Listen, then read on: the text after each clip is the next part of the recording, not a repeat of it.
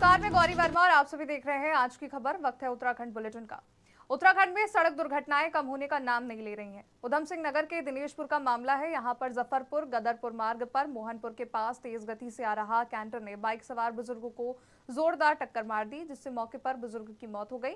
बता दें, मृतक सुनील बैरागी वरिष्ठ कांग्रेस नेता, दुर्गा पूजा कमेटी के संरक्षक और पूर्व स्वास्थ्य विभाग के रिटायर्ड कर्मी थे।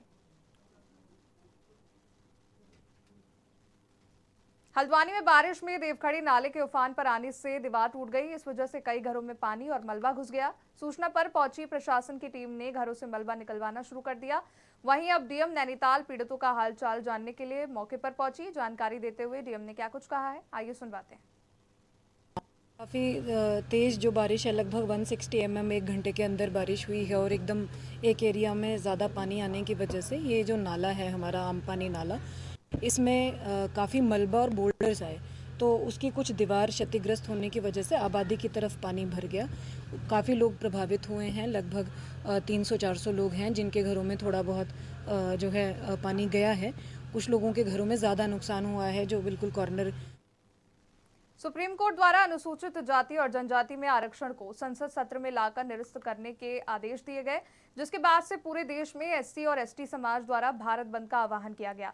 इसका असर आज खटीमा क्षेत्र में देखने को मिला। यहां सैकड़ों की संख्या में उपस्थित लोगों ने सरकार के विरुद्ध रैली निकाली और तहसील परिसर में एकत्रित होकर केंद्र सरकार के खिलाफ नारे लगाए।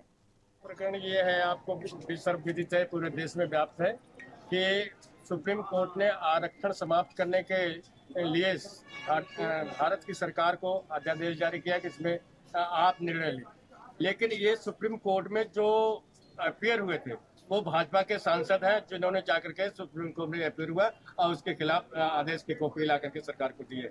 हम इसका विरोध करते हैं और हमारा आरक्षण एज इट इज रहना चाहिए। हमारे अक्षर में ये थोड़ी दे रहे हैं, ये तो हमारे बाबा साहब ने दिया है और बाबा साहब के दिए हुए में छेड़छाड़ करेंगे। प्रकरण ये है, आपको हमने ज्ञापन सौंपा है माननीय राष्ट्रपति महोदया को एडीएम साहब के माध्यम से। उसमें हमारी मांग है कि माननीय सुप्रीम कोर्ट द्वारा 1 अगस्त 2024 को एक निर्णयादेश जारी किया गया था कि एससी एसटी समाज में जो आरक्षण की व्यवस्था हमको बाबा साहब द्वारा संविधान में प्रदत्त की गई है, उसमें जो है वर्गीकरण और क्रीमी लेयर की जो व्यवस्था की गई है, हमने उसके विरोध में आज ये प्रदर्शन किया है और ज्ञापन सौंपा है।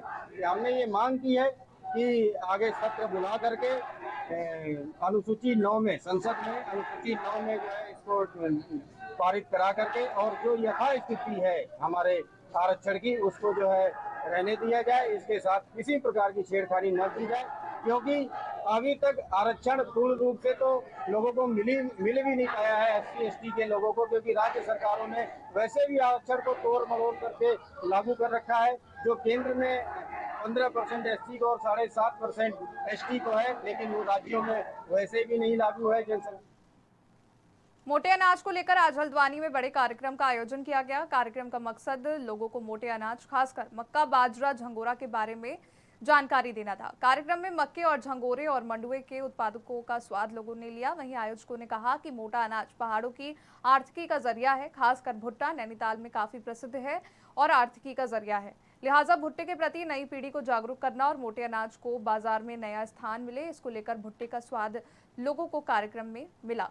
मोटा अनाज एक ऐसा एक सिर्फ नाम ही नहीं है, हमारे पूरे भारत की अर्थव्यवस्था का आधार भी है। आज से नहीं, विगत कई वर्षों से है और उसी को प्रमोट करने के लिए एक बहुत सुंदर सा आयोजन हमारे हल्द्वानी नगर में किया गया है।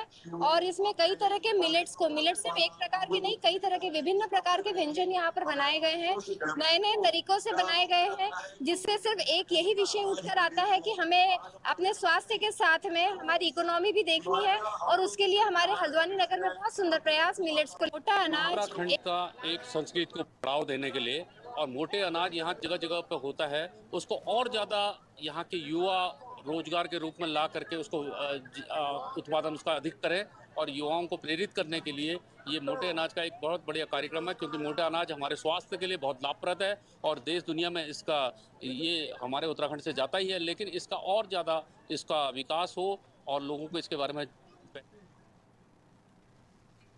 नैनीताल जिले में पिछले 24 घंटे से रुक रुक कर हो रही बारिश के चलते जनजीवन अस्त व्यस्त है। वहीं कोटाबाग इलाके में बैगड़ नाले में बाइक सवार 3 युवक बह गए। इनमें से 2 को बचा लिया गया था, लेकिन आज सर्च ऑपरेशन में एक युवक का शव मिला। फतेहपुर क्षेत्र में नाले में कार बह गई। कार सवार लोगों ने बाहर कूदकर अपनी जान बचाई। काला ढूंगी के चकलुवा गांव में बरसाती नाले का प्रकोप बढ़ गया है। बता दें कि बरसाती नाले ने एक मकान और कई एकड़ जमीन को बहा दिया।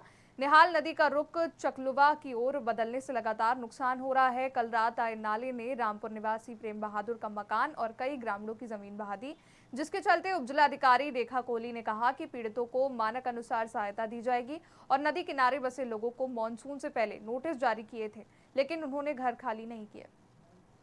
ग्राम हमारे चकलवा रामपुर क्षेत्र में एक मकान बहने की हमें सूचना मिली थी, जो कच्चा मकान था और हमारे द्वारा इसमें पूरी अपनी टीम भेजी गई थी। हमारे पटवारी थे, हमारे तहसीलदार थे, इनके द्वारा सर्वे किया गया। द्वारा ये बताया गया कि जो इनका कच्चा मकान था वो नाले की ज़मीन पे बना हुआ था और जिसका जो कच्चा था ऊपर से उसमें टीन सेट डला हुआ था। इसमें जो हम लोग जो सरकारी लैंड पे इसमें मुआवजे का जो प्रावधान है वो हम अहेतुक सहायता उसको प्रोवाइड करा रहे हैं। बस अभी हमारी लगभग 24 घंटे के अंदर उसको अहेतुक सहायता हमारे द्वारा दे दी गई है। हमारे द्वारा इन सबको नोटिस दिया गया, जो भी नदी के किनारे और नालों के किनारे लोग बसे हुए हैं, हमारे द्वारा इनको पूरे में भी नोटिस निर्गत किए गए हैं। इनको वहाँ से मकान वर्षा होने के कारण ये नाला तूफान में था और जिससे प्रेम सिंह का मकान बह गया और नीचे लैट्रिन बाथरूम भी बहे हैं और काफ़ी काश्तकारों की ज़मीनें कटी हैं, दीवारें गिरी हैं। और मैंने इसके संज्ञान पहले ही माननीय उप जिलाधिकारी कालाडूंगी को समस्त गाँव वालों के साथ ज्ञापन दिया था मैडम को, नैनीताल जिला अधिकारी को, कि ये इसका पानी जो है भागड़ा नदी और कालीघाट नदी में डाइवर्ट किया जाए, लेकिन कोई सुनवाई नहीं हो पा रही है। अगर ये थोड़ी बहुत भी पानी कालीघाट और भागड़ा नदी में इसका डाइवर्ट हो जाए तो ये बचाव रुक सकेगा। तो बहुत कटाव हो रहा है, जो आपदा आ रही है ये रुक जाएगा। मांग यही है, जो प्रेम सिंह का कल रात मकान क्षतिग्रस्त हुआ है, इसको कुछ आर्थिक सहायता मिलनी चाहिए और शासन प्रशासन से यही मेरी रिक्वेस्ट है आप कि इसका पानी जो है कालीघाट और भागड़ा को डाइवर्ट किया जाए, जो दैनिक आपदा को देखते हुए काफी नुकसान हो रहा है। इससे गांव फिलहाल के लिए बुलेटिन में बस इतना ही। देश दुनिया की बड़ी खबरों के लिए देखते रहिए आज की खबर।